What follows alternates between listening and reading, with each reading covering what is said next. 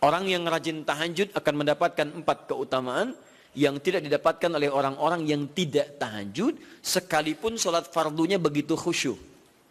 Di antum sholat fardu khusyuk, bagus, tapi nggak tahajud, nggak dapat 4 keutamaan itu. Ini sudah saya bahas panjang lebar di pertemuan lalu, saya hanya sebutkan cepat saja. 1, Allah akan mengangkat karir, pekerjaan atau aktivitasnya di tempat yang terbaik. Ya, jadi kalau antum misalnya pengusaha atau orang karir di kantor dan sebagainya, itu akan cenderung kemudian ditolong oleh Allah, diangkat ke tempat yang terbaik. Terbaik itu tidak harus puncak yang paling tinggi, direktur tidak misalnya. Tapi tempat yang bisa membuat nyaman hidup Anda, sholat bisa nyaman, bergaul juga nyaman, dan tenang kehidupannya. Mungkin level Anda nggak sampai puncak ya direktur utama, mungkin direktur 1, 2 gitu ya. Tapi Anda dijauhkan dari hal-hal yang maksiat, dijauhkan. Sholatnya enak, punya ruangan nyaman dan sebagainya. 2, Allah akan bimbing setiap ahli tahajud. Allah akan bimbing sehingga menjalani awal pekerjaannya dengan begitu mudah. Wa rabbi adkhilni mudkhala sidq. Ya Allah, tolong bimbing saya supaya mengawali pekerjaan dengan cara yang benar. 3, awas hati-hati. Anda memang posisi tinggi, sekarang dapat proyek. Apakah setiap yang dapat proyek menjalani pekerjaannya dengan benar? Belum tentu. Jangan tinggi-tinggilah.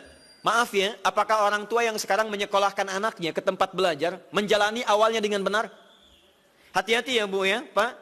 Bapak Ibu menyekolahkan anak dengan awal yang salah, maka memberikan jalan keburukan ketika dia belajar.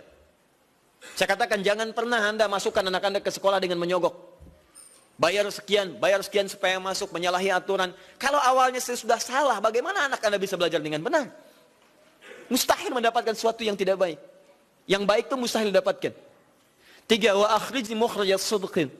Allah berikan jalan keluar terbaik dari persoalan yang dirasakan. Di ahli tahajud itu setiap punya masalah, bukan nggak dapat masalah ya, bukan tidak bermasalah hidupnya. Dia mendapat ujian juga. Cuman sebelum diuji, diringankan masalahnya. Sehingga seakan-akan nggak punya masalah. Padahal sama dengan yang lain, cuma saat akan dia lalui, Allah ringankan persoalannya sehingga mudah dilalui. Dan yang keempat ini yang hebat. Ya, waj'alni min ladunka sultanan nasira. Allah akan tolong langsung orang ini ketika ada lingkungan sekitar yang akan menyakiti atau menjahilinya. Kalau diisengi orang, diganggu orang dan sebagainya, ini orang-orang seperti ini langsung mendapatkan perlindungan dari Allah Subhanahu wa taala. Ada satu kali, ini kisah nyata, seorang saleh ahli tahajud, sampai saking ahli tahajudnya tidak ingin meninggalkan kebiasaan ini. Ini sangat nyata kisahnya dan tidak mengarang. Satu kali Pak, kemudian malam-malam dia perjalanan dengan rombongan.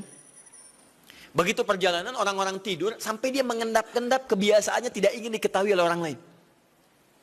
Satu malam kemudian, dia bangun setelah orang lain tidur, masuk dia sedikit ke area sedikit ada dalam hutan. Begitu sedang menunaikan sholat, dia duga kemudian tidak ada orang lain yang melihatnya. Ternyata ada satu orang atau beberapa yang kemudian tergerak, mendengar suara dan menyaksikan kebiasaan dia. Anda tahu apa yang terjadi? Dan inilah yang disampaikan oleh orang-orang yang melihat itu. Begitu sedang sholat, teman-teman sekalian, tiba-tiba baru bertakbir malamnya, lompatlah dikisahkan seekor harimau di depannya. Dalam keadaan yang sudah lapar. Saya mau tanya pada Bapak Ibu, begitu sholat misalnya Allahu Akbar, tiba-tiba samping ada harimau. Wow. Apa yang dilakukan? Kabur. Udah gak panjang pikirnya, kabur ya kan? Tapi sekarang lihat apa yang beliau sampaikan. Begitu datang harimau itu, perhatikan ahli tahajud ini. Dia ingat dengan janji Allah. Dia ingat dengan janji Allah. Perhatikan baik-baik ya. Kalau Anda sudah punya kebiasaan Qur'ani dalam jiwa Anda, maka ayat itu akan hadir membimbing Anda dalam setiap kesulitan Anda. Apapun itu. Nabi Yusuf dekat dengan Allah. Ketika digoda muncul ayatnya. Laula arra'a burhana rabbi. Kalau bukan melihat petunjuk dari Rabbnya, niscaya ada sesuatu yang buruk terjadi kepadanya. Tapi Allah jaga beliau. Lihat baik-baik teman-teman. Begitu melompat harimau itu, kemudian dia katakan dalam jiwanya. Lihat kalimatnya. Ya khalqallah. Hei makhluk Allah. Dia tidak katakan ya namar, hei harimau, tidak.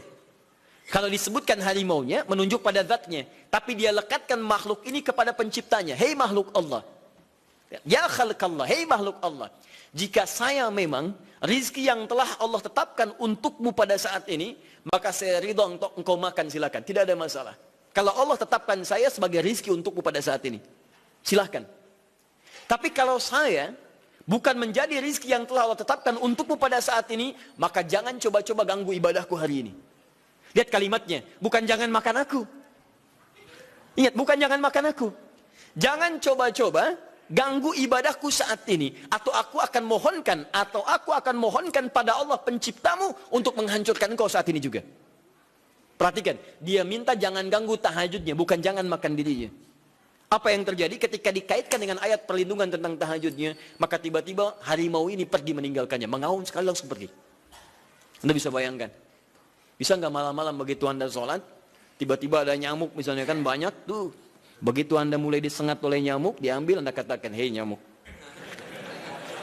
kalau ini memang rizki yang telah Allah tetapkan untukmu saat ini, sedot sebanyak-banyaknya, saya ikhlas.